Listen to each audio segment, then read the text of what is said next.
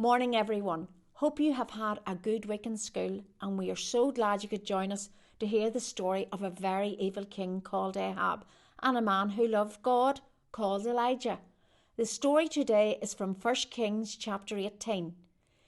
King Ahab was a bad king. He was so nasty that he murdered someone just so he could own their vineyard. He was weak and did whatever his evil wife Jezebel told him to do.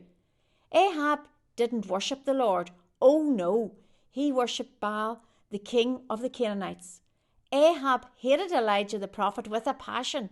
He knew Elijah loved God, and he knew deep down that Elijah was right. That's why he hated him. He hated him so much that he wanted to kill him. That's a lot of hate. One day, Ahab went to meet Elijah. Elijah knew Ahab hated him. He was rather brave, don't you think? "Hello, Elijah," sneered Ahab. "Is it really you, the biggest troublemaker in the whole of Israel?" Elijah told it to him straight. "I have not caused trouble in Israel. You and your father's family have caused all this trouble. You haven't obeyed the Lord's commands, but instead you followed Baal. Now tell all Israel to meet me at Mount Carmel, and while you're at it, bring the 450 prophets of Baal." Ahab was so shocked that Elijah had spoken to him in such a way that he did as the prophet said. He gathered all Israel and the prophets of Baal to the mountain. Elijah stood up before all the people and shouted, "How long will you try to serve both Baal and the Lord? If the Lord is the true God, follow him. But if Baal is the true God, follow him." The people were dumbfounded. They stared at him in silence. Nobody had ever challenged them like this before.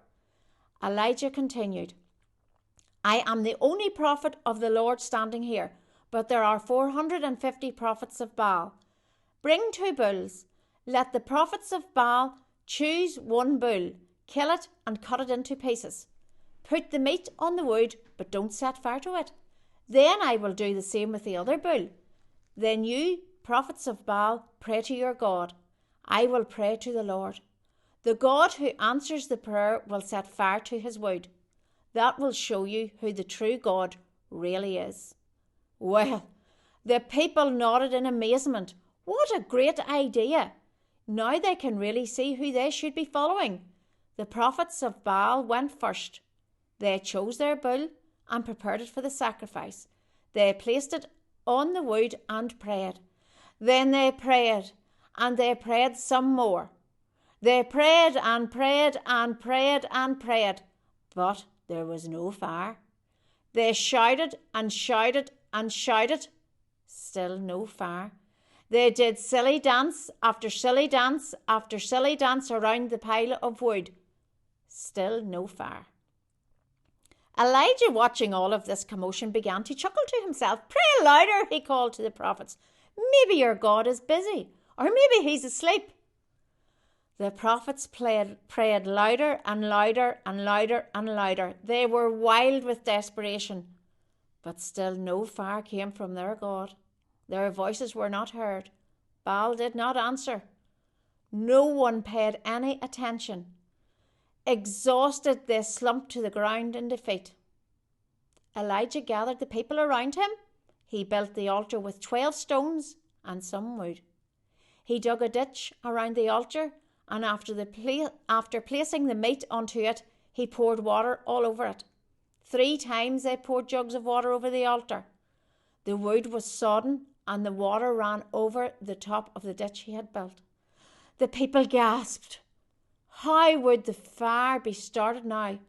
Everyone knows water puts fire out. Elijah, trusting in his God, went quietly over to the altar and prayed. "Lord, you are the God of Abraham, Isaac, and Jacob. I ask you now to prove to these people that you are the God of Israel and that I am your servant. Lord, answer my prayer. Show these people that you, Lord, are God. Then they will know that you are bringing them back to you." He didn't do silly dances or shout loudly. He simply prayed to his God. At that moment, and to the people's utter amazement, fire from the Lord swept down and burnt up the sacrifice, the wood, the stones, and the ground near the altar. The water, far from being a problem, was totally dried up. When all the people saw this, they fell down onto their knees in amazement. The Lord really is God, they cried. The Lord is God.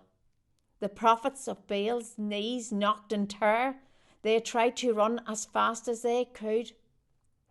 Capture them, Elijah shouted. The people of Israel chased the prophets, captured them, and killed every one of them. This story really reminds us that God is amazing. Elijah prayed to God and he answered his prayers. You know, boys and girls, we can ask God to help us when we get worried and sad about life. Also, we can thank God when he answers our prayers. But God is always with us, looking after us. But the best thing of all, he gave his son Jesus up so we could get our sins forgiven and live our lives for him. We can tell others about the love of Jesus if we accept him in our hearts as our best friend. God bless, have a great week in school, and give all your worries to Jesus, and he will look after you.